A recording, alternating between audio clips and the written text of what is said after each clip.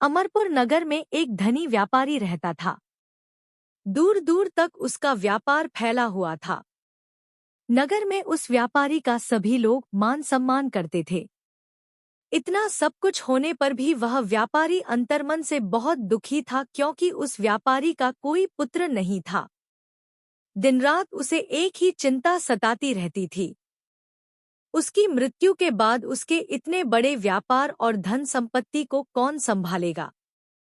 पुत्र पाने की इच्छा से वह व्यापारी प्रत्येक सोमवार भगवान शिव की व्रत पूजा किया करता था। सायंकाल को व्यापारी शिव मंदिर में जाकर भगवान शिव के सामने घी का दीपक जलाया करता था।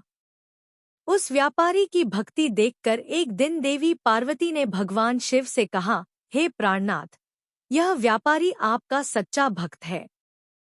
कितने दिनों से यह सोमवार का व्रत और पूजा नियमित कर रहा है। भगवान, आप इस व्यापारी की मनोकामना अवश्य पूर्ण करें। भगवान शिव ने मुस्कुराते हुए कहा, हे पार्वती, इस संसार में सबको उसके कर्म के अनुसार फल की प्राप्ति होती है। प्राणी जैसा कर्म करते हैं, उन्हें वैसा ही फल प्राप्त होता है। इसके बावजूद पार्वती जी नहीं मानी। उन्होंने आग्रह करते हुए कहा, नहीं प्राणनाथ, आपको इस व्यापारी की इच्छा पूरी करनी ही पड़ेगी। यह आपका अनन्य भक्त है। प्रत्येक सोमवार आपका विधिवत व्रत रखता है और पूजा अर्चना के बाद आपको भोग लगाकर एक समय भोजन ग्रहण करता है। आपको इसे पुत्र प्राप्ति का वरदान देना ही होगा। पार्वती का इतना आग्रह देखकर भगवान शिव ने कहा, तुम्हारे आग्रह पर मैं इस व्यापारी को पुत्र प्राप्ति का वरदान देता हूँ, लेकिन इसका पुत्र 16 वर्ष से अधिक जीवित नहीं रहेगा। उसी रात भगवान शिव ने स्वप्न में उस व्यापारी को दर्शन देकर उसे पुत्र प्राप्ति का वरदान दिया और उसके पुत्र के 16 वर्ष तक जीवित रहने की बात भी बताई।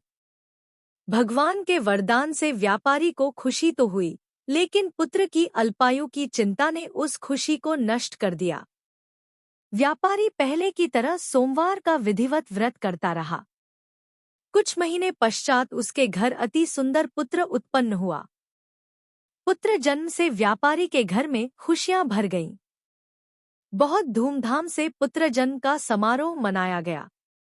व्यापारी को पुत्र जन्म की अधिक खुशी नहीं हुई, क्योंकि उसे पुत्र की अल्प आयु के रहस्य का पता था।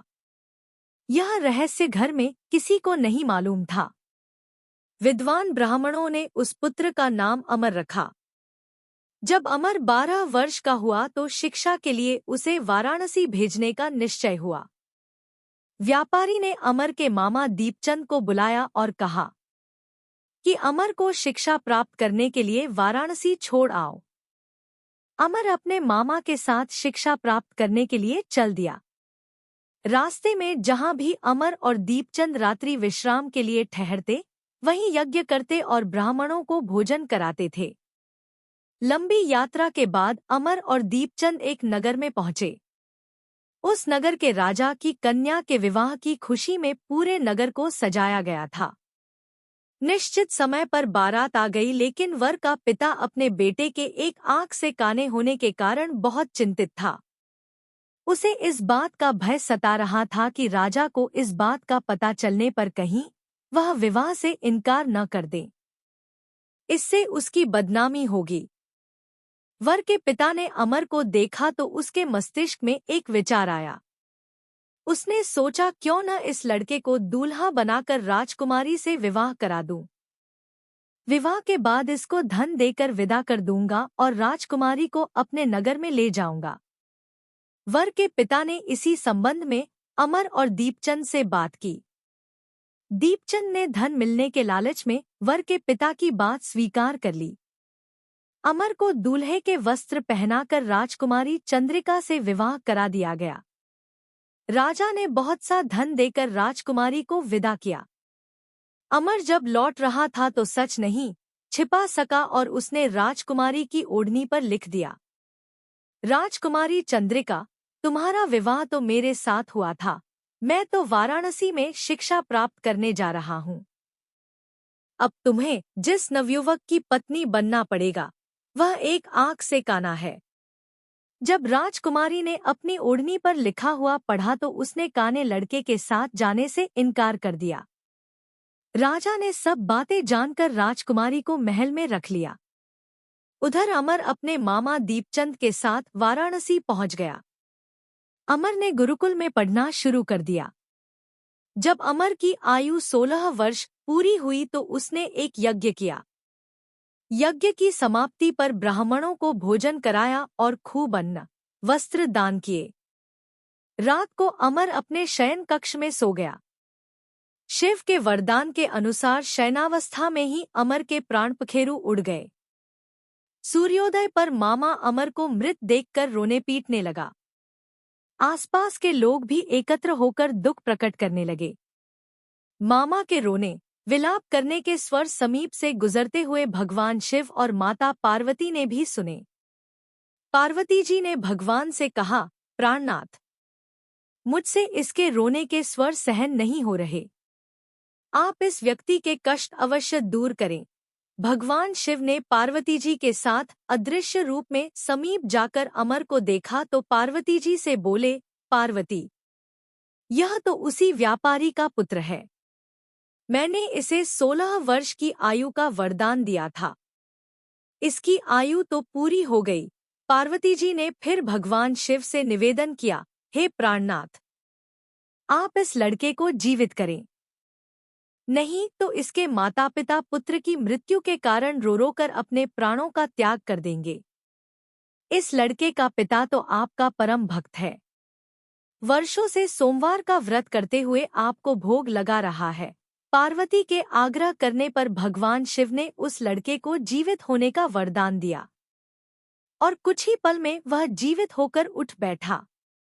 शिक्षा समाप्त करके अमर मामा के साथ अपने नगर की ओर चल दिया।